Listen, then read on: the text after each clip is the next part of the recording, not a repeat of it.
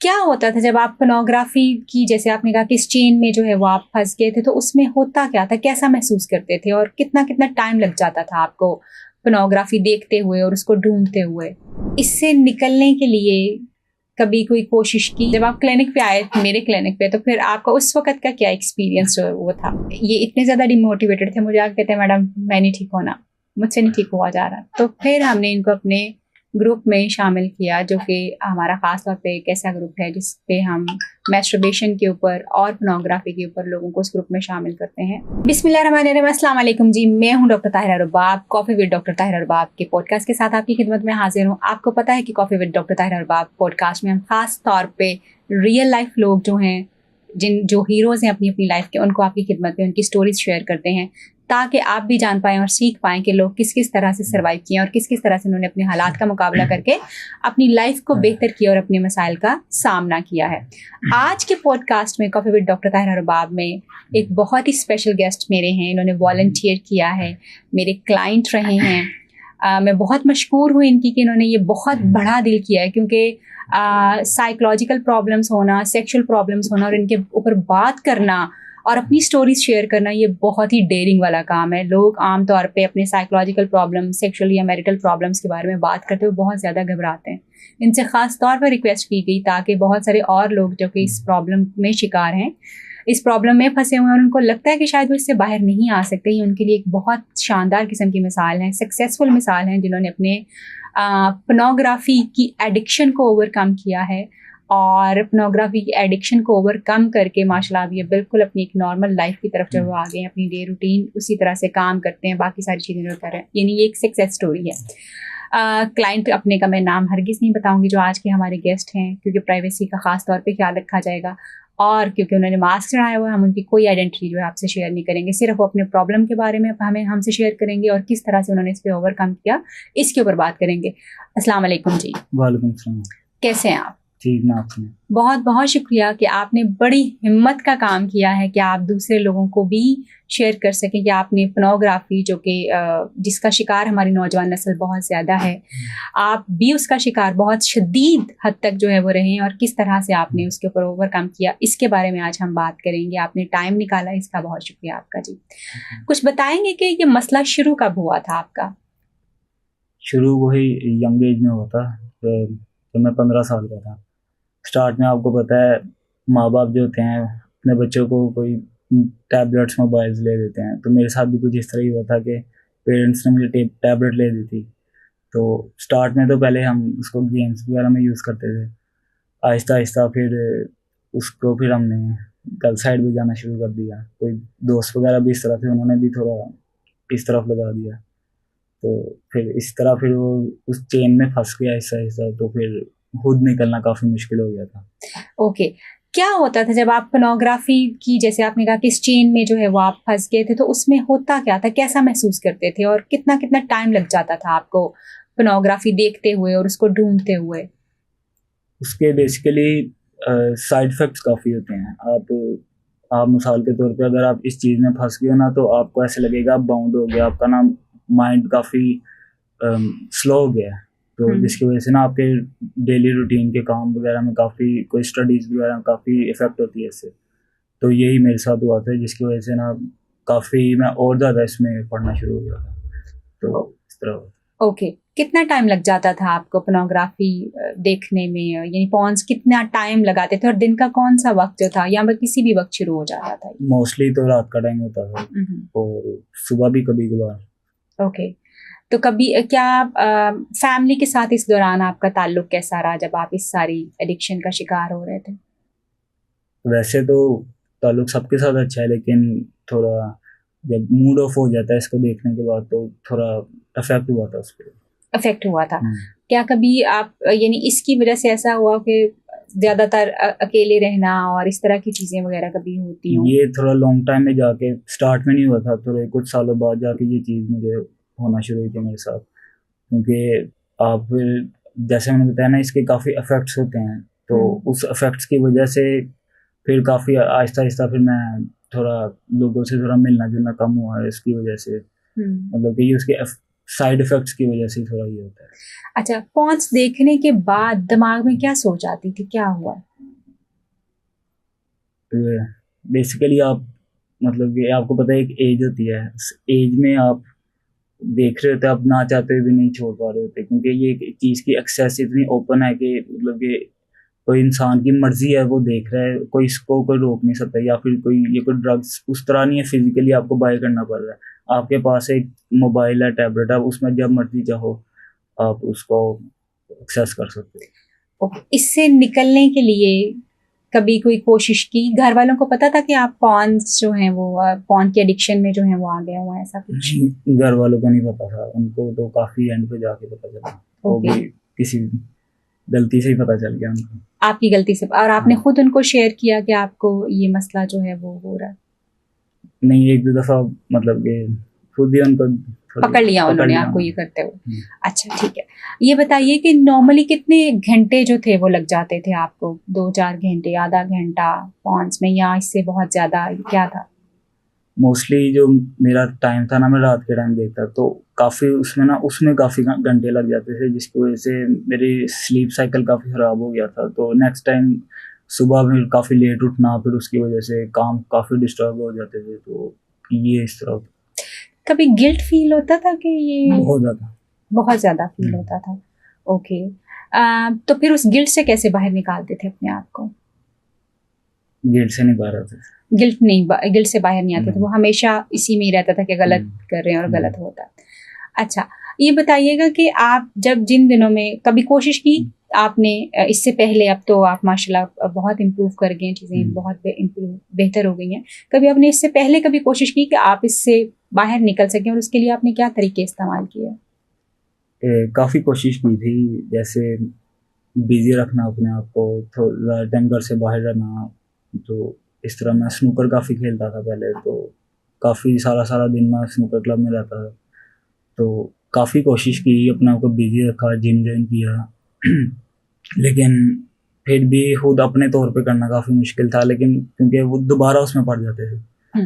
जब आप इन चीज़ों से होके फिर जब घर जा रहे हो रात को ये वो, तो फिर उस चीज़ में फंस जाते थे। ओके, क्या कुछ डॉक्टर्स और कुछ साइकोलॉजिस्ट से आपका राब्ता हुआ इस दौरान कि आप उनसे अपनी हेल्प ले सकें? हाँ और जी, वो एक्सपीरियंस कैसा रहा? स्टार्ट में हुआ था उनसे, तो उनकी भी वही राय होती थी कि आप अपने आप को बिजी रखो, इस तरह आप अपने माइंड को डाइवर्ट रखने की कोशिश करो ये वो। लेकिन करता तो था, फ़ायदा भी होता था, लेकिन जब आप दोबारा इन चीज़ों को छोड़ते हो, जैसे आपको लगता है आप फिर इसमें चले गए, तो उससे इसमें वापस जाने का डर रहता है कि हाँ शायद आप वापस इसमें दोबारा चले जाएंगे, जब बहुत। कुछ दिनों के लिए भी अगर आप छोड़ देते हैं तो? हाँ जी, ये डर ये रहता है डर काफी। आपने मुझे बताया था कि कुछ चैलेंजेस भी आपने, कुछ दिनों के चैलेंजेस भी आपने जो है वो एक्सेप्ट किए, वो क्या था?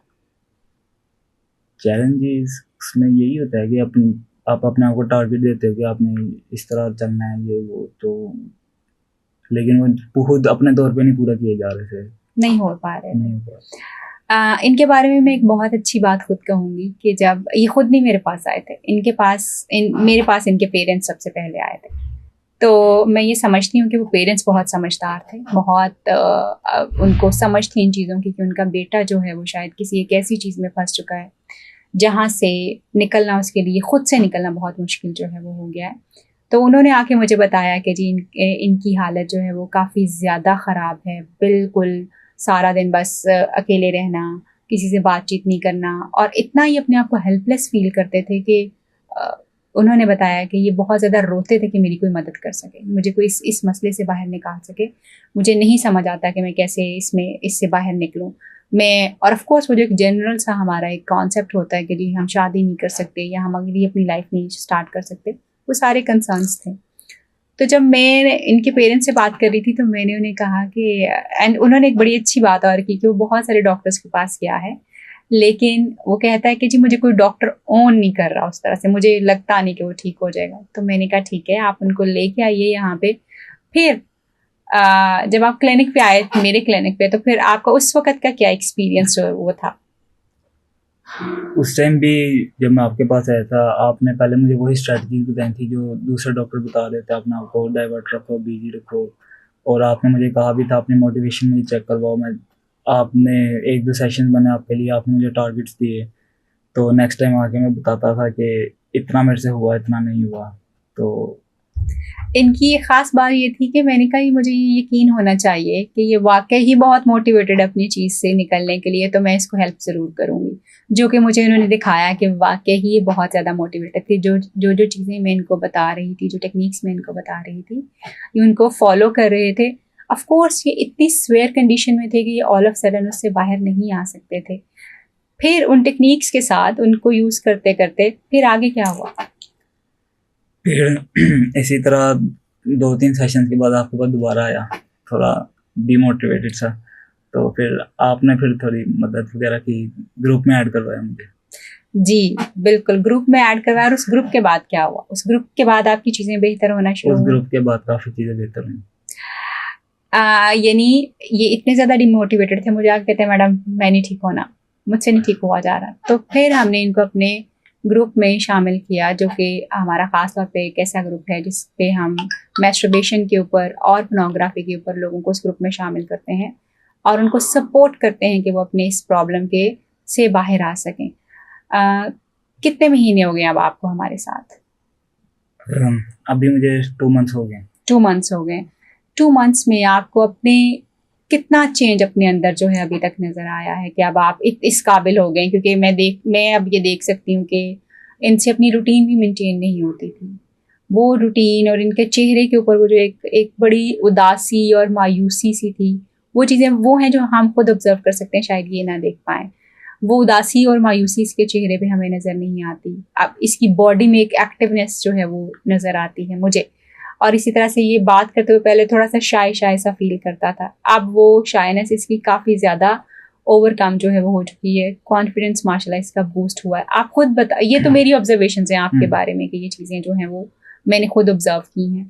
आप अपना बताओ कि आप ग्रुप में शामिल होने के बाद 2 मंथ्स में आपको कितना लगा कि आप कितना कोई 60% 70% जो है इम्प्रूव कर गए हैं, या कभी-कभी बीच में गिर जाते हैं मगर ज़्यादा टाइम जो है वो चीज़ें इम्प्रूव हो गई हुई हैं? बिल्कुल, मोर देन 50% मुझे फ़ायदा हो गया है। जो मैं खुद भी नहीं कर पा रहा था, वो इन 2 महीनों में मैंने मोर देन 50% 60% अपने आप को रिकवर कर दिए।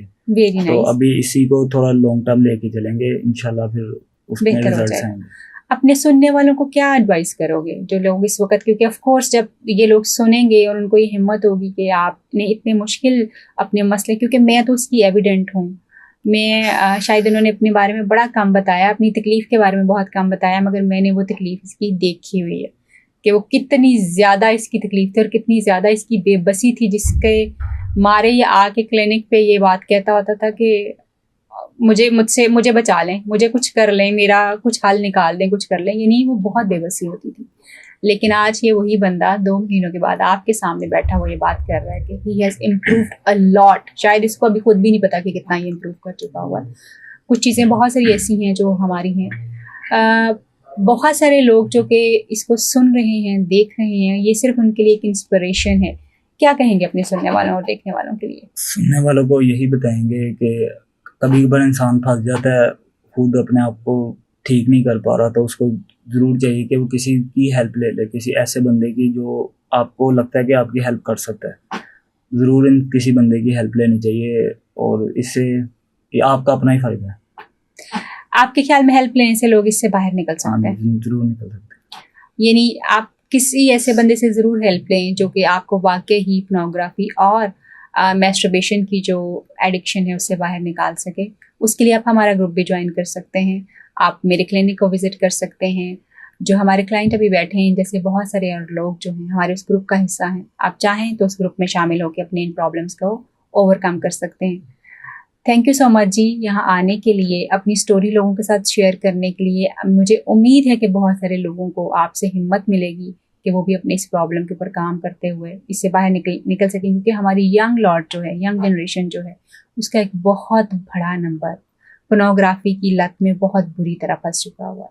मैं अक्सर कहती हूँ कि मैस्टरबेशन से ज़्यादा ख़तरनाक जो है पोर्नोग्राफी है, क्योंकि वो ना सिर्फ आपके दिमाग को इफ़ेक्ट करती है, बल्कि आपके सेक्सुअल बिहेवियर्स को, आपकी डे रूटीन को, आपकी सोशल लाइफ, हर चीज़ को इफ़ेक्ट करना शुरू कर देती है, जिसकी मिसाल हमारे सामने इस वक्त बैठे हुए हैं। आप कोशिश कीजिए कि आप इस मसले से बाहर निकल सकें। कोई भी मसला जिससे आप बाहर निकलना चाहते हैं वो नामुमकिन नहीं है। आपको सिर्फ सही रास्ता चुनना है, सही रास्ते पे चलना है, और सही रास्ते पे चल के आप किसी भी किस्म के मसले से बाहर निकल सकते हैं। अपना और अपने प्यारों का बहुत ख्याल रखिए। आप चाहें तो हमारा जो है ग्रुप ज्वाइन कर सकते हैं, हमसे हेल्प ले सकते हैं पोर्नोग्राफी और मैस्टरबेशन के एडिक्शन को ख़त्म करने के लिए।